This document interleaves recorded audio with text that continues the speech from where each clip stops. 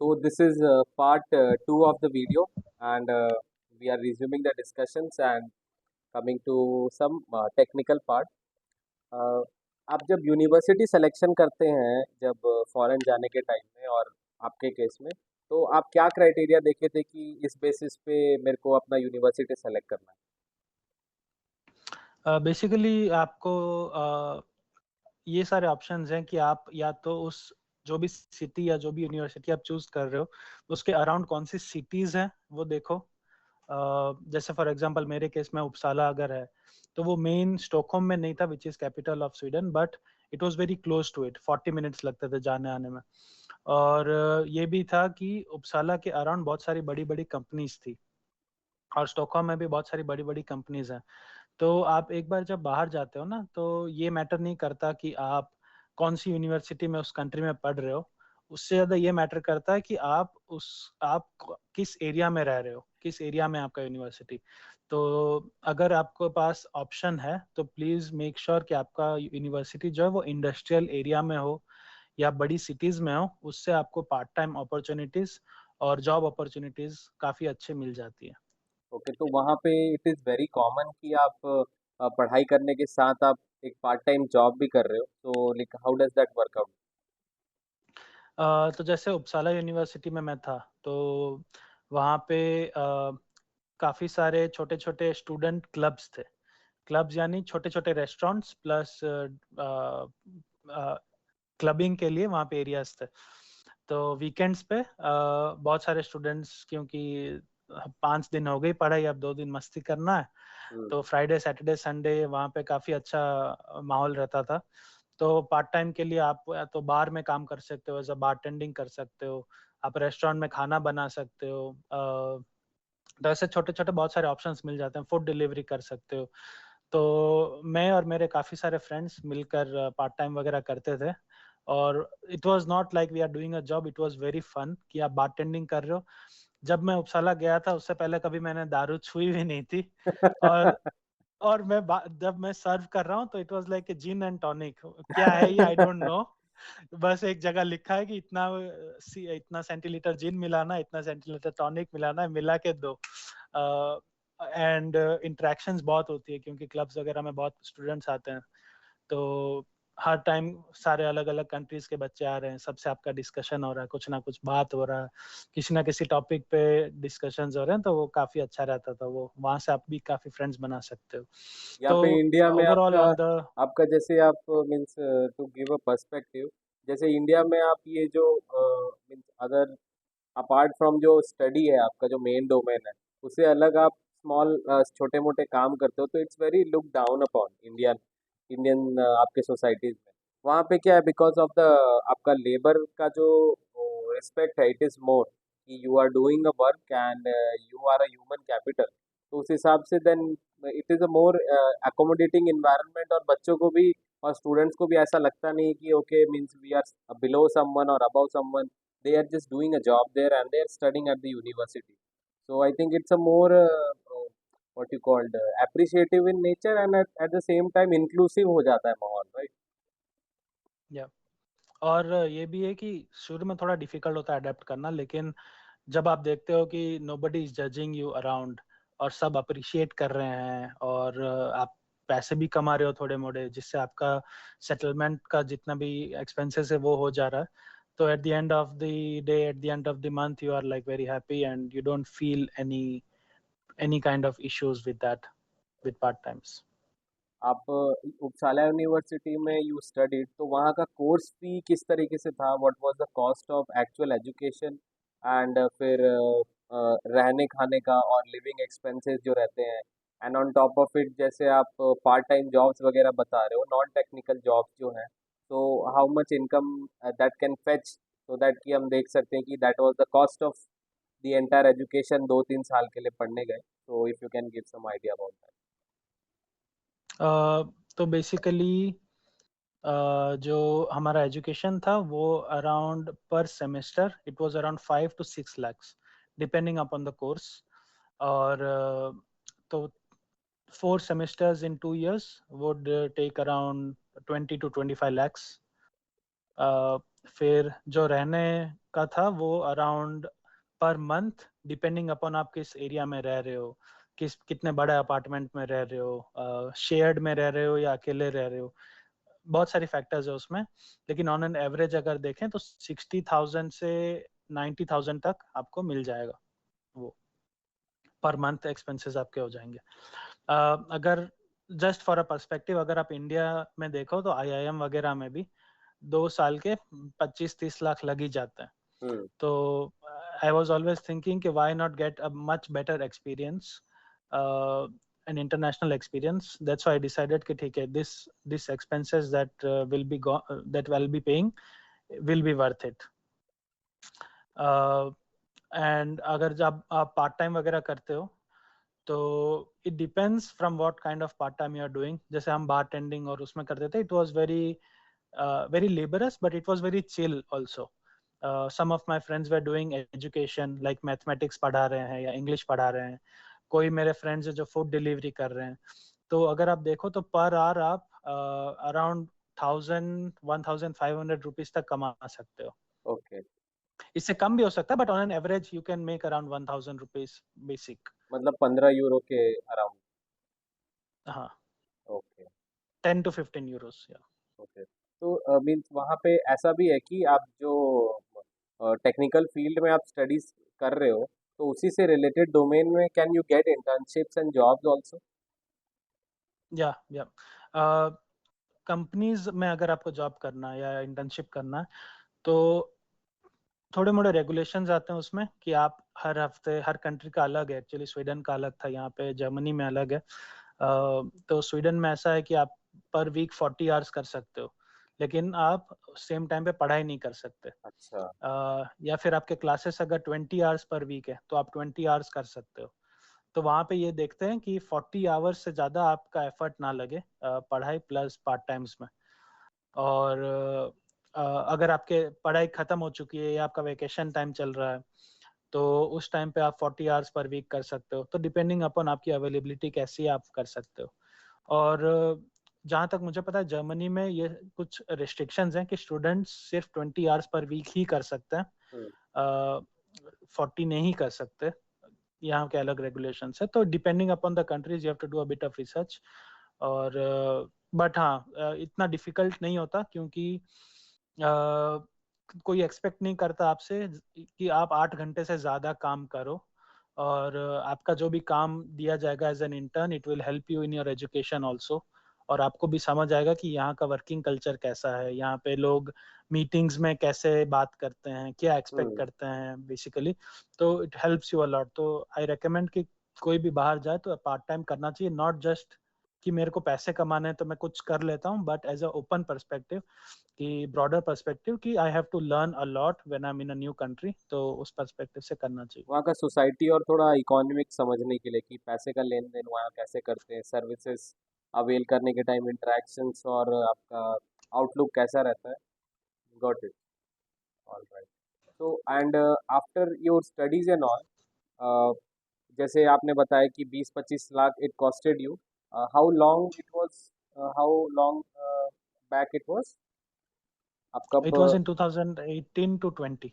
18 to 20, so basically almost 6 years ago you paid somewhere between 20 to 25 lakhs। And आपका क्या वहाँ पे जो कॉस्ट ऑफ एजुकेशन है, तो इन्फ्लेशन के साथ इट्स होल्ड्स अप, और like inflation in the Sweden का जो कॉलेज फीस है इट इंक्रीजेज रैपिडली और व्हाट?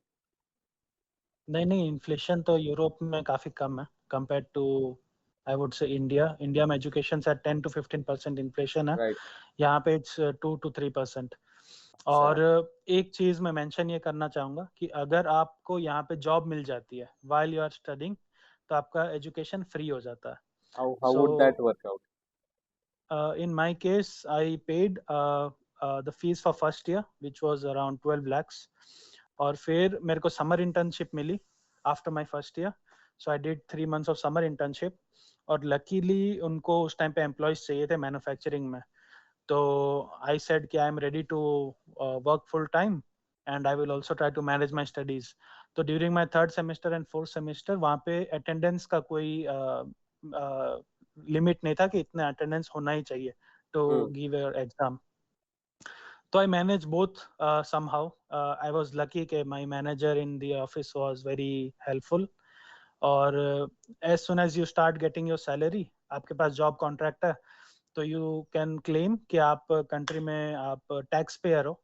और फॉर टैक्स पेयर्स स्वीडन में you don't have to pay any fees और your family members don't have to pay any fees. तो अगर मेरी वाइफ वहाँ जाए या मेरे बच्चे हो जाए फ्यूचर में, तो एवरीबडी हैज फ्री एजुकेशन. तो ओह, सेकेंड ईयर में आई didn't have to pay any fees.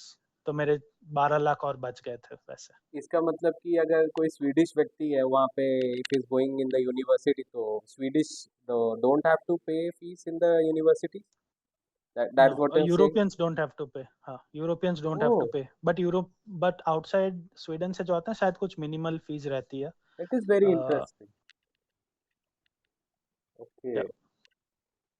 So and right now where you are working, and अपना आपका स्वीडन में पढ़ने के बाद आपकी जो स्टडीज हुई, फिर just give a small just brief about your employment experience with European companies, like where have you work previously?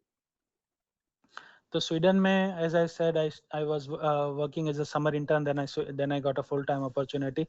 So the company was called Northvolt. They are basically producing lithium-ion batteries for electric vehicles. Or currently they are one of the biggest startup in Europe. So experience was very different. It was not Swedish at all, I would say, क्योंकि they wanted to industrialize very quick. तो उन्होंने hiring सारे world wide से किया हुआ था. तो it was also completely different experience. कि स्वीडन में एक्सपेक्ट किया जाता है कि आप 40 आवर्स से ज़्यादा काम ना करो, लेकिन हमारी कंपनी में it was opposite. But it was well appreciated as well. और so I lived in Uppsala. I lived in another city called Västerås. Then I moved to very extreme north of Sweden, which is called Skellefteå. और काफी different environment था. शलफ्तियों में winters में दिन नहीं होते थे और समर्स में रात नहीं होती थी. अरे बाप तो रे. वो भी काफी डिफरेंट था. लेकिन क्योंकि एज आई सेड इंटरनेशनल लोग काफी थे, और जब एक कंट्री में अलग अलग कंट्री से सारे लोग आते हैं ना, तो everybody tries to support each other. तो that really helped me make a lot of friends and have a lot of fun with the people. और work wise यूरोप में ये देखा जाता है कि इस पर्सन का पोटेंशियल कितना है. अगर आपका जितना पोटेंशियल है, आपको ये नहीं पुश किया जाएगा कि आपका इससे ज्यादा करो. हम्म. तो ये काफी अच्छा रहता है कि everybody tries to support you. आपका जितना पोटेंशियल है, दे विल जस्ट से कि आप उतना कर रहे हो, गुड. और और एक बहुत अच्छी चीज है कि स्वीडन में खासकर आपको कभी बुरा नहीं फील करवाया जाता, चाहे आप कितना भी गलत करो. फॉर एग्जाम्पल, आपने अगर कुछ गलत बोल दिया किसी के सामने, तो वो बोलेंगे कि आप बात अच्छे से करते हो, आपका आवाज बहुत साइलेंट रहता है, आप हमेशा तो अच्छे से बात करते हो, लेकिन आज क्या हो गया, आज अरे थोड़ा वाह. अब. तो हमेशा ऐसा मेक श्योर करते हैं कि सामने वाले को नीचा फील ना हो या सामने वाला ऑफेंड ना हो जाए. ओके. तो तो सब काफी अच्छा मेंटेन करके रखना चाहते हैं वहाँ पे. तो वो भी अच्छा एक्सपीरियंस था. तो फिर मैं I work there for 4 years at North world.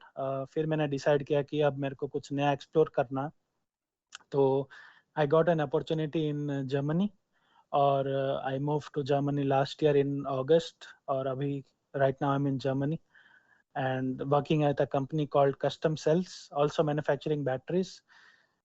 तो या ओवरऑल यहाँ पे एक्सपीरियंस थोड़ा डिफरेंट है, क्योंकि काफ़ी लोकलाइज्ड कंपनी है, तो काफ़ी जर्मन्स हैं कंपनी में, और इंटरनेशनल लोग काफ़ी कम है. बट फिर भी in the office everybody make sures कि हाँ, you are comfortable and you understand how the work is. और स्लो पेस रखने का ट्राई करते हैं स्टार्टिंग में, ताकि आप समझो पूरे सिस्टम को. और हेल्पफुल हैं सारे लोग. तो it's going really good. Okay, understood. So means though we know the figures, Ashim is also the pay wise he's paid extremely well as well, given his talent caliber and educational background and the knowledge he's having. तो compensation भी उस तरीके से रहता है. And with not to tell the numbers exactly, but you wouldn't be disappointed at all if you will see that what are the earning potentials, and अच्छी earning capacity रहती है। एंड आपका क्या है कि पोटेंशियल के साथ if you are there, then आपका जो एबिलिटीज़ है उसको अप्रिशिएट किया जाएगा। You will be getting more opportunities to move up the ladder and shift to the other companies. फिर एम्प्लॉय स्टॉक ऑप्शंस भी आपको दिए जाते हैं। And means though because Ashim is my client, I know these details, and not to go much into the privacy part of it. But coming to the end part of our podcast, what is the message that you would like to give for our viewers, या उन parents को जिनके बच्चे अभी छोटे हैं and वो ऐसा सोचे नहीं है कि इंटरनेशनल एजुकेशन के लिए they can prepare for it, because for a typical Indian middle class family वो एक एस्पिरेशंस और it is outside the box, they don't think about it in most of the cases. तो वो कैसे अपना thought process evolve कर सकते हैं, and how they can simplify the process कि ओके हम लोग देखते हैं कि अगर अगर हमारा बच्चा अच्छा पढ़ाई कर रहा है, इज 8 9 10 12 में अच्छा स्टडीज कर रहे हैं, तो maybe let's see if we can he or she can go to an abroad institution, maybe preferably in Europe for studies. What would your message be for them? I think मुझे ऐसा लगता है कि India में ना हमको as a students time ही नहीं मिलता कभी भी कि हम ये देख सकें कि मुझे क्या करना है। जैसे एक एग्जांपल है, मैं कुछ दिनों पहले एक लड़के से मिला जो यूएस का था। वो जर्मनी अभी आया है फॉर 1 ईयर और वो पढ़ नहीं रहा, वो बस जर्मन लैंग्वेज सीख रहा है और यहाँ का कल्चर एक्सपीरियंस कर रहा है कि how would I fit here और मेरे को कैसा फील हो रहा है यहाँ पे रह के, क्या मैं अपना फ्यूचर यूरोप में देखता हूँ। यूरोपियन कंट्रीज घूम रहा है वो।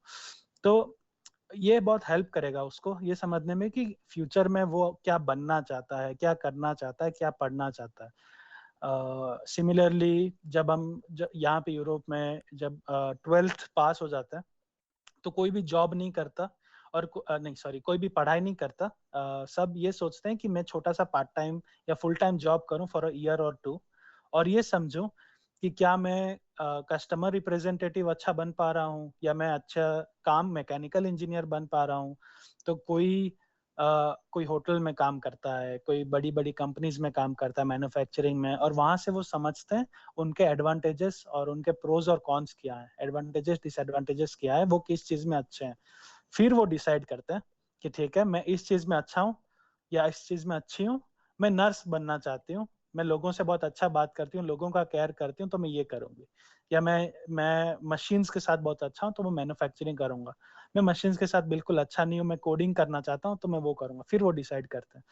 तो मैं ये मतलब सबको कहना चाहूंगा कि ट्राई टू अंडरस्टैंड कि आपका बच्चा या आपके जो भी स्टूडेंट्स हैं, टीचर्स के लिए भी, वो किस चीज में अच्छे हैं और उनको एडवांटेजेस के तरफ आप पुश करिए कि अगर वो इस चीज में अच्छे हैं तो वो करें। मैथ्स में अगर अच्छा नहीं है बच्चा तो उसको ये पुश ना किया जाए कि तू मैथ्स पढ़ बैठ के। It is very contrary. आप सचिन तेंदुलकर को you can not push to be a good singer. आप उसको यस। बोलोगे क्रिकेट खेल रहे हो आप, तो क्रिकेट अच्छा खेलो ना, आप मैथ्स के लिए क्यों टेंशन ले रहे हो? बट यहाँ उल्टा हाँ। होता है, रिपोर्ट कार्ड में रहता है कि बच्चा ये वाले सब्जेक्ट में कमजोर है, इसमें मेहनत करना चाहिए। Why? Yes. That is too counter intuitive. Yes. Yes. I think basic pass होना चाहिए सबको ताकि समझ हो कि मैथ्स क्यों है या फाइनेंस क्यों है या राइट। सोशल स्टडीज क्यों है, लेकिन नोबडी शुड बी पुश्ड के ये करो। और और आजकल इंटरनेट पे सारा इंफॉर्मेशन अवेलेबल है। तो I think in 1 day you can understand कि यूरोप में कौन सी कंपनीज है, कौन सी यूनिवर्सिटीज है, कहाँ पे आप पढ़ोगे या कहाँ कहाँ पे आपका बच्चा पढ़ेगा। तो समझ आएगा। It takes 1 or 2 days to totally understand, right? तो थोड़ा रिसर्च करें पेरेंट्स। और इंडिया में अच्छी अपॉर्चुनिटीज है, यस, लेकिन अगर आपको अपना थॉट प्रोसेस ब्रॉड करना है, अगर आप चाहते हैं कि आपका बच्चा एक रैट रेस का पार्ट ना रहे और डिसअपॉइंटेड ना रहे कि मेरे को ये नहीं मिला। अब आप देखो कि आईआईटी में 5-6 हजार सीट्स है लेकिन 10 लाख बच्चे देते हैं। What about the other students? तो आई थिंक यहाँ पे आके थोड़े सेक्रीफाइसेस हैं कि आप फैमिली से दूर रहते हो, लेकिन at the same time it's worth it अगर आप हार्डवर्क करो और whatever you like, if you're doing that, then it's worth it. तो आई वुड से कि बच्चों को सपोर्ट करना चाहिए एज मच एज पॉसिबल, और ये पुश नहीं करना चाहिए कि वो जो नहीं कर पाते वो नहीं, जो कर पाते हैं उस पर उनका ध्यान और उनको उस पर बेटर किया जाए. That was a very good message and take from you. So I really would like to thank कि आप अपना टाइम दिए, एंड मैं भी आप सभी से ये कहना चाहूँगा कि अगर आप अपना इन्वेस्टमेंट जर्नी भी इसी तरीके से करना चाहते हैं, एंड मेरा objective being as a financial planner, मेरा ऑब्जेक्टिव असीम को प्लेटफॉर्म में लाने का ये था कि जो एजुकेशन है वो एक्सपीरियंस क्या है. खाली हम नंबर्स में देख लेते हैं, we are saving 20 lakh, 50 lakh, 1 crore और 1.5 crore for the education of the children, but what that education should mean. So I am giving it from that perspective कि अच्छा ये आप इन्वेस्टमेंट जर्नी कंप्लीट करेंगे तो hopefully this can be the experience for your child और for a family combined as well. Because अगर बच्चा खाली पढ़ने ही जाता है तो इट्स नॉट दैट कि पेरेंट्स कुछ उनसे नहीं सीखेंगे और मे बी उनके लाइफ में कुछ इम्प्रूवमेंट्स नहीं आएगा. So this is the end goal which I have plan for my clients and other people as well. And अगर आप हमसे पर्सनली कनेक्ट करना चाहते हैं, if you want to start your investment journey और maybe you want to connect to Ashim also, that if you have some miscellaneous queries, so our services are available to you, and just you can reach, my contact is given below the video, and we can connect on that basis. Thank you Ashim for connecting us today for the call. Hope to see you in another Yeah. one, another time. Thank you, and I also enjoyed a lot. Okay, everyone, bye bye.